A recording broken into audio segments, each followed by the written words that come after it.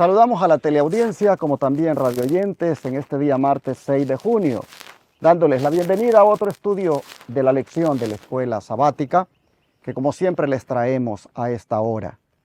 Quisiéramos también agradecer como siempre a todos aquellos que hacen posible que el mensaje de los tres ángeles esté en los hogares de miles de televidentes, como también de radio oyentes que mientras conducen un automóvil van escuchando la frecuencia 990 AM en Dallas.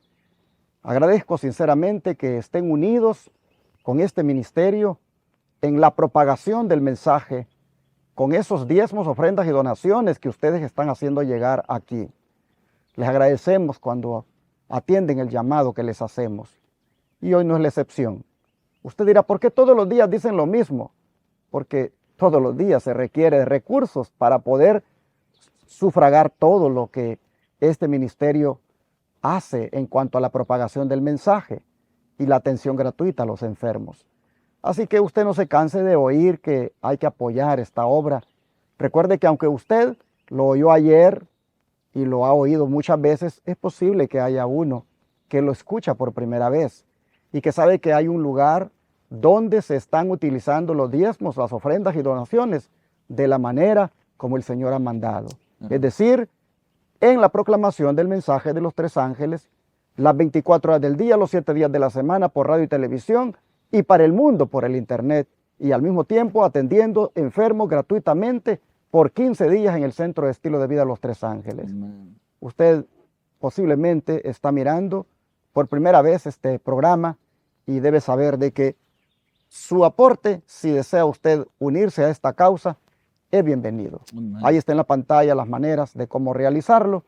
Puede llamar incluso al número 214-881-4029 para darle información de cómo enviarlo por Cele, cómo enviarlo por Western Union, por MoneyGram, como también puede darlo en el instante de su tarjeta de débito o crédito.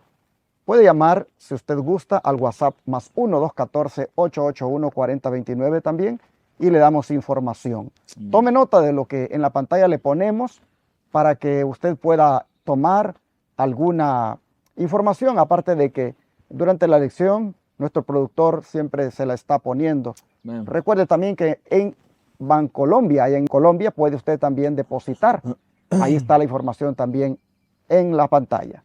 Ya está conmigo el hermano Ángelo. Le doy la bienvenida, hermano Ángelo. Pastor, contento de que en esta semana va avanzando y el Señor es bueno. Estamos aquí hoy, agradecemos a Dios la sintonía que usted tiene con nosotros. Gracias por siempre preferir estas lecciones que nosotros humildemente hacemos para que el Señor sea agradado y también usted pueda estudiar junto a nosotros estas lindas lecciones. Quiero, como siempre, invitarte a que sigas contribuyendo con este ministerio. Todas las ayudas son necesarias. Querido, queremos ahora decirte que si puedes, dale like, comparte la transmisión, comenta.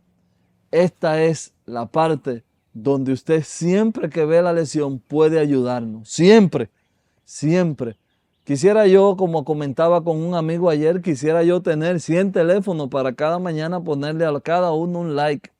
Pero nada más tengo uno y el YouTube nada más me permite hacerlo una sola vez. Así que invito a que cada mañana que tú veas la transmisión le des like y comparta. No olvides que leas tu Biblia. Estamos esta semana estudiando el eslabón roto. Y hoy no será la excepción de saber qué es el eslabón o qué fue el daño que ese eslabón hizo y diferentes formas en que ese eslabón ha sido destruido y por quién ha sido destruido es el tema que traemos el día de hoy. Así que prepárate, acomódate, trae tu Biblia. Si no estás en tu casa, pon atención, porque hoy hablaremos palabra de vida para vida. Así que vamos a orar para comenzar el día de hoy.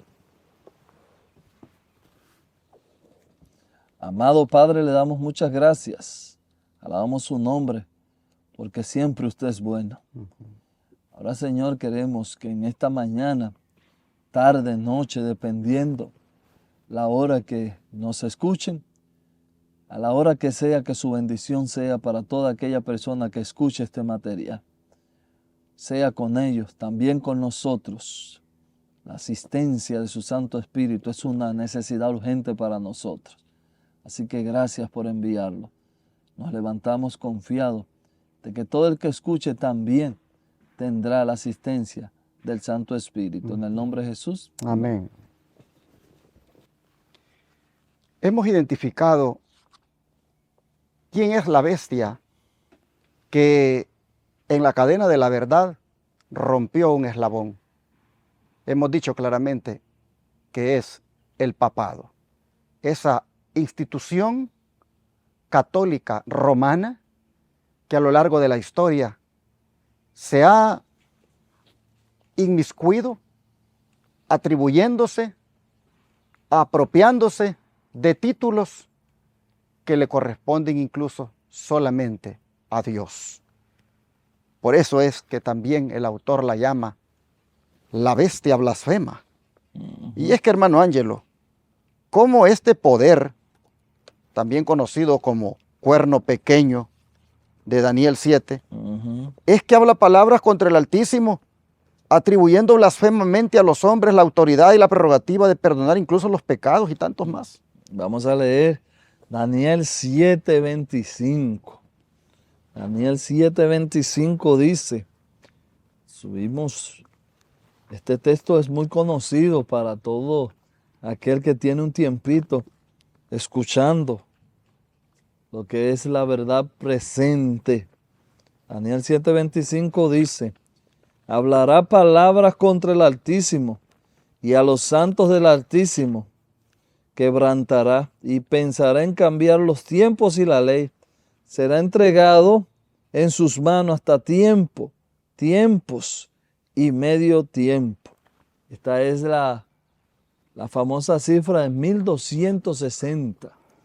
Es la misma. Cuando usted oiga 1260 es tiempo, tiempos y medio tiempo. Pero la pregunta y el título de esta lección el día de hoy es la bestia blasfemia. ¿No es una blasfemia cambiar la ley de Dios? Esta bestia comienza a interesarse en el poder divino. Tanto se interesó en el poder divino que se hace llamar Dios en la tierra. Tanto se interesó en el poder divino que comienza a inmiscuirse en los asuntos que solamente el cielo puede hacer, como perdonar pecados. Tanto se inmiscuyó que hasta cambió la ley de Dios. Así que nosotros podemos ver por qué el título de hoy es una bestia blasfemia. Las otras bestias ciertamente eran malas, pero no tenían ningún interés en cambiar el orden de las cosas celestiales o la cosa cristiana. Pero también, según de Tesalonicenses 2:4, nos da una base para seguir avanzando en la lección de hoy. Dice, el cual se opone y se levanta contra todo lo que se llama Dios o es objeto de culto, tanto que se siente en el templo de Dios como Dios, haciéndose pasar por Dios. Creo que las atribuciones que se ha dado el papado y que incluso le ha dado a los sacerdotes, que son sus subalternos, son bien evidentes en el sentido de que prácticamente usurpan las funciones de Cristo.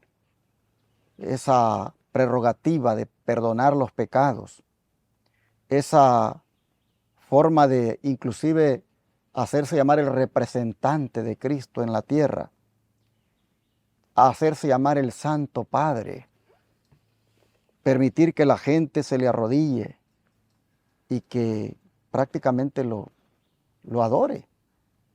Todas estas cosas, lo único que dicen es cómo está cayendo en una blasfemia, y esto es lo que la profecía anticipadamente mencionaba.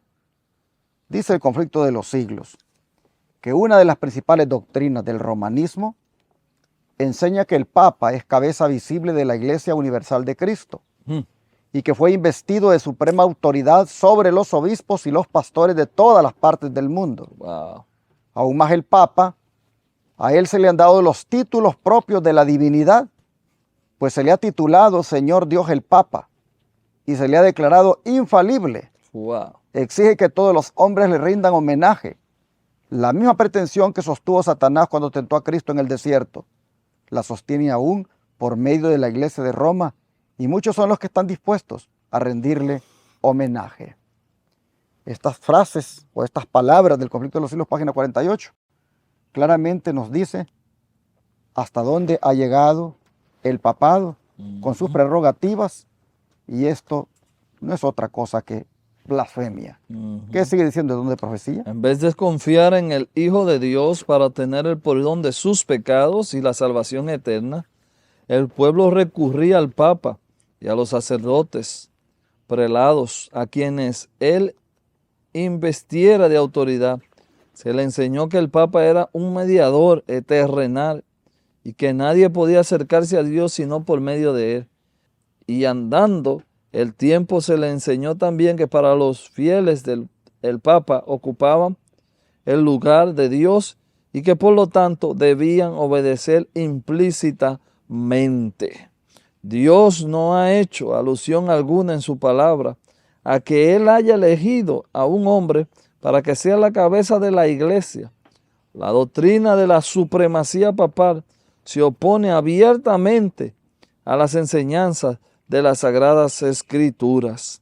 Las pretensiones papales dieron otro paso más cuando en el siglo XI el Papa Gregorio VII o VII proclamó la perfección de la Iglesia romana.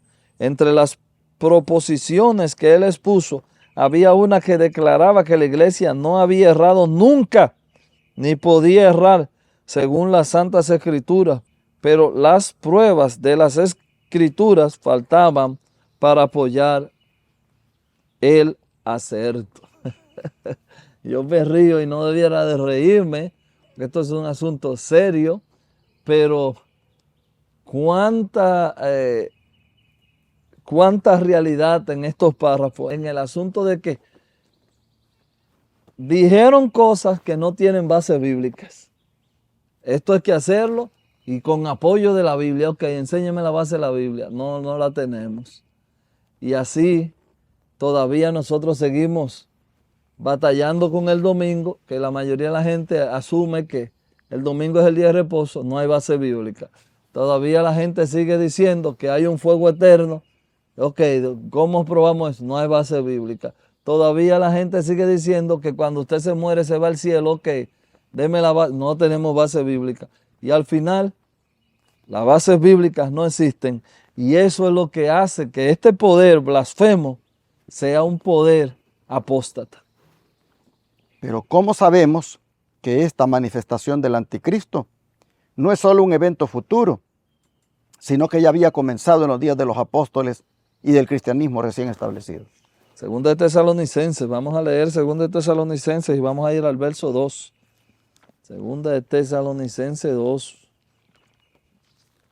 Segunda de Tesalonicenses 2.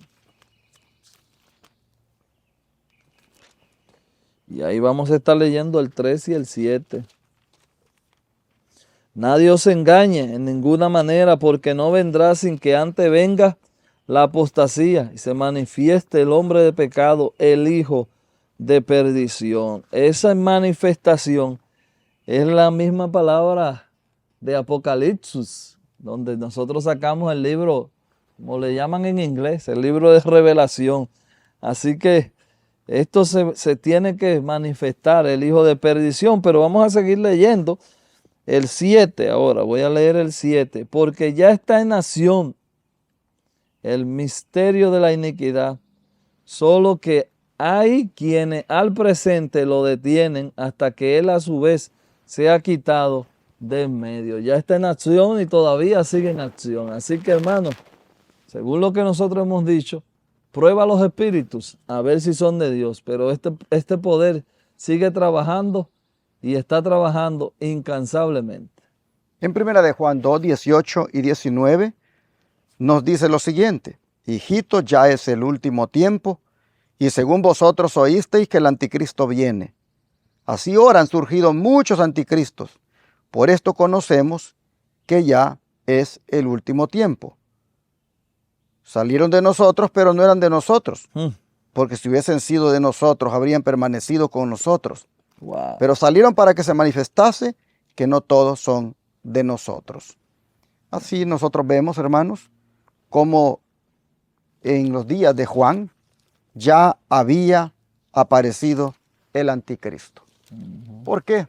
Porque ya habían algunos que desplazaban a Cristo de su posición, de su ministerio, y de esa manera se volvían un anti, es decir, un en contra de Cristo. Los anticristos, como dice aquí en la lección, es algo que ya había comenzado en los días de los apóstoles y del cristianismo. Se ha mantenido a lo largo de la historia esa institución llamada anticristo y está muy fuerte y cada vez también está buscando la supremacía. Bueno, yo creo que si anticipadamente se menciona que eran algunos que habían salido dentro de las filas de Dios, dentro de las filas de la iglesia, entonces esto nos dice a nosotros, hermanos, cuán cuidadosos debemos ser, porque el anticristo es muy hábil para disfrazarse. Pero es interesante, el capítulo 4, versículos 1 al 3, siempre de Primera de Juan, nos dice lo siguiente. Primera de Juan, capítulo 4, versículo 1 al 3. Dice, amados, no creáis a todo espíritu, sino probad los espíritus, si son de Dios. Porque muchos falsos profetas han salido por el mundo. En esto conoced el Espíritu de Dios. Todo espíritu que confiesa que Jesucristo ha venido en carne es de Dios. Y todo espíritu que no confiesa que Jesucristo ha venido en carne no es de Dios. Y este es el espíritu del anticristo, el cual vosotros habéis oído que viene y que ahora ya está en el mundo. Amén. Así que un anticristo también es aplicado, ese término, a aquellos que no creen en la encarnación de Cristo. Y habían algunos en los días de Juan, como los gnósticos, que creían que realmente no había tal encarnación. Así que estamos viendo cómo desde los días de los apóstoles y el cristianismo recién establecido, ya se veía al anticristo obrando en diferentes maneras. Pero Hechos se une a esto, ¿no es cierto? Así es, vamos a leer Hechos 20, 28 y 30. Escucha, hermano, Hechos 30, 28 y 30. Por tanto, mirad por vosotros, por todo el rebaño, en que el Espíritu Santo ha puesto por obispo para apacentar la iglesia del Señor, la cual él ganó por su propia sangre. Y dice Pablo, porque yo sé que después de mi partida, entrarán en medio de vosotros lobos rapaces que no perdonarán el rebaño. Y de vosotros mismos se levantarán hombres que hablen cosas perversas para arrastrar tras sí a los discípulos. ¿Se acuerdan que a principio de semana le dije que esto se le puede aplicar a Judas? La característica de este poder que hemos estado hablando, este poder blasfemio, es la misma característica de Judas. Distorsionar a los discípulos, engañar a los discípulos. Y Pablo lo llama lobo rapaz. Óigame, lobo rapaz. Pablo sí lo entendió y Pablo abrió los ojos y dijo, tengan cuidado, que luego de mi partida vendrán y van a dañar la sana doctrina. Y hoy podemos nosotros, sin temor a equivocarnos, identificar ese poder que atentó contra el cielo y todavía sigue atentando contra la sana doctrina cristiana. Dice el don de profecía que el apóstol Pablo en su segunda carta a los tesalonicenses predijo la gran apostasía que había de resultar en el establecimiento del poder papal. El falso sábado ha sido sustentado por medio de una agencia sobrehumana para que Dios sea deshonrado. Es un signo de la supremacía de Satanás en la tierra. Science of the Times, 12 de marzo de 1894. Así que, anticipadamente, el anticristo no solamente es un evento futuro, sino algo que ya ha comenzado desde los días de los apóstoles y que esté en actividad. Solamente, hermanos, estemos, como decimos siempre, dispuestos a obedecer a Dios y no dejarnos arrastrar por ninguna enseñanza, por ninguna doctrina falsa del anticristo. Oremos para que Dios nos ayude a permanecer fieles. Padre nuestro que esté en el cielo, habiendo visto, Señor, cómo el anticristo obra, cómo ha aparecido por muchos años a lo largo de la historia para negar la encarnación de tu Hijo amado, oh Dios, para sin duda oponerse a Cristo en muchas otras cosas. Habiendo visto esto y sabiendo, Señor, que se prepara para dar un último ataque, te rogamos nos libres de caer en esa trampa, de obedecerle, de seguirle sus indicaciones. Ayúdanos, Señor, a permanecer fieles a ti solamente, a ser fieles en guardar siempre tus mandamientos y ponernos siempre del lado de Cristo. Te lo pedimos en el nombre de Jesús. Amén.